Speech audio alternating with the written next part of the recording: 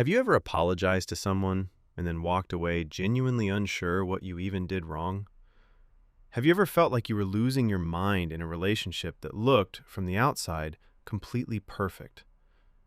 Have you ever checked your phone 40 times in an hour, waiting on a single text from a person who, if you're honest, has been making you feel small for weeks?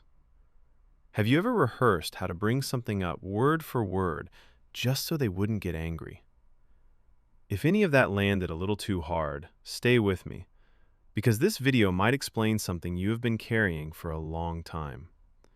And here is the part that messes people up the most. A lot of it did not feel like abuse. A lot of it felt like love. That is the whole trick. The most effective emotional manipulation does not look like a villain. It looks like passion. It looks like intensity. It looks like someone who is just so into you.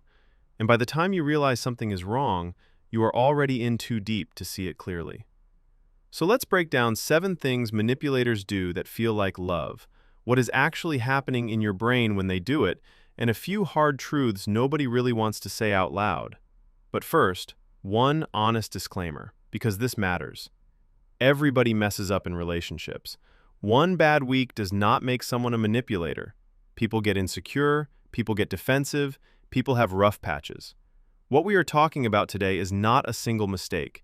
It is a pattern, a repeated cycle that leaves you confused, guilty, and slowly smaller than you used to be. The goal here is not to hand you a label to slap on your partner. It is to give you language for something you might already be feeling. You get to decide what it means.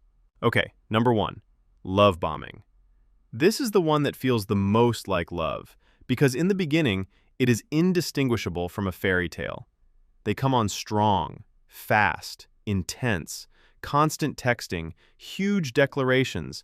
You're my soulmate. I've never felt this way. Where have you been my whole life? Within days, you feel like the main character in someone's love story. Here's the thing nobody tells you. The term love bombing did not even come from dating. It came from researchers studying cults in the 1970s and 80s. They noticed that high control groups would shower new recruits with overwhelming warmth and belonging, specifically to create fast emotional dependence. Once you felt bonded, you were so much easier to control. Read that again. The same tactic that recruits people into cults is the one that feels like the most romantic week of your life. Your brain bonds to someone in days who has not earned that level of trust. And it feels real because neurologically, it is real. That is what makes the next 6 things work. Number 2, gaslighting. Gen Z has turned gaslighting into a meme and used it for everything, but the real thing is genuinely disturbing. The word comes from an old play and film called Gaslight, where a husband slowly dims the gas lamps in the house and then tells his wife she is imagining it until she starts to believe she is going insane. That is the actual tactic. It is not just lying. It is rewriting your reality. That never happened. You're remembering it wrong. You're too sensitive. You're being delulu. Why are you making everything a problem? You walk in with a completely valid concern, and you walk out apologizing, convinced you are the unstable one. And here is the long-term damage. Do it enough, and you stop trusting your own memory, your own gut, your own version of events. You become the unreliable narrator of your own life. People who have been gaslit for years describe needing someone else to confirm that yes, the thing you saw with your own eyes actually happened. That is not a disagreement. That is the slow theft of your own mind. Number 3, hot and cold, the push and pull. This is the engine that powers the whole thing, so understand this one carefully. After the love bombing, the warmth becomes unpredictable. Some days they are the person you fell for. Other days they are distant, cold, irritated, gone. You get breadcrumbed, just enough attention to keep you holding on, never enough to feel safe. And you will think this is your fault. You will think, if I could just figure out what I did, I could get the good version of them back. So you try harder. You shrink. You overthink every text. Psychologists call this intermittent reinforcement, and here is the brutal science. Unpredictable rewards are more addictive than consistent ones. It is the exact mechanism that makes slot machines impossible to walk away from. If the machine paid out every time, you would get bored. It is the not knowing that hooks you. Your brain starts chasing the next hit of warmth the way a gambler chases the next win. The highs feel euphoric, the lows feel devastating. And that cocktail has a name. It is called a trauma bond. It is not love. It is your nervous system getting addicted to relief. Number 4. The silent treatment, and ghosting as a weapon. There is a difference between someone needing space and someone using silence to punish you. Healthy space sounds like, I need a few hours, I'm overwhelmed, I'll come back to this. The silent treatment is different. It is a wall. It is being left on red for 2 days with no explanation while they are perfectly active everywhere else, knowing exactly what it is doing to you. And the modern version of this is weaponized ghosting. They disappear completely. No reply, no closure, nothing. You spiral. You blame yourself. You draft and delete 100 messages. And then, just when you have started to heal, they slide back in like absolutely nothing happened. Hey, stranger, as if they did not just detonate your week. The cruelty is in the asymmetry. Your entire world stops. Their world keeps spinning. Silence becomes a leash, and you are the one being trained. Number 5. The flip. When you confront them, suddenly you're the bad guy. This one has an actual clinical name, coined by the psychologist Jennifer Freyd. It is called DARVO. Deny, attack, reverse, victim, and offender. Watch how it works. You finally gather the courage to say, hey, that hurt me. Step 1. They deny it. That never happened. You're exaggerating. Step 2. They attack. Why are you always trying to start a fight? You're so insecure. And step 3. The masterstroke. They reverse the roles. Now they are the victim. Now you are the one who has to comfort them. Now you are apologizing for being upset that they hurt you. You came in with a wound, and somehow you leave holding theirs. And if you have a conscience, if you are the kind of person who actually reflects on your own behavior, you are the most vulnerable to this, because they weaponize your accountability against you. The whole point of DARVO is to get you arguing about whether you were even allowed to be upset in the first place. Number 6. The mask. They are an angel to everyone else. This is the one that makes you feel the most insane. Because in public, they are charming, funny, generous. Everyone loves them. Their friends adore them. Online, you two look like the perfect couple. Cute pictures, sweet captions, relationship goals.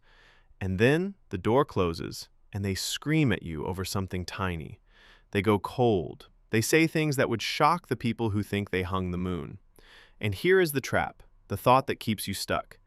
Everyone loves them, so it must be me. I must be the problem. But think about what that actually proves. If they can be calm, warm, and charming for their friends, their coworkers, their followers, then their behavior is not some uncontrollable reaction they cannot help. It is a choice about who is worth controlling it for. The mask is the proof. They know exactly how to behave. They just decided you do not get that version. And the next morning, they will act like the screaming never happened, posting a soft launch on their story like the two realities do not collide. Number 7. And this is the one that does the most damage. You slowly become the problem in your own head. This is the cumulative effect of all 6. Not one big moment, but 1,000 small ones. You start walking on eggshells. You pre-edit yourself before you speak. You apologize for needing things. You get the ick about your own emotions, treating your perfectly normal needs like they are too much, too needy, too dramatic. You used to be confident. Now you double-check everything. You used to have opinions. Now you say, I don't mind. It's fine, whatever you want. You used to have friends and hobbies and a whole life. Now your world has quietly narrowed down to managing one person's moods.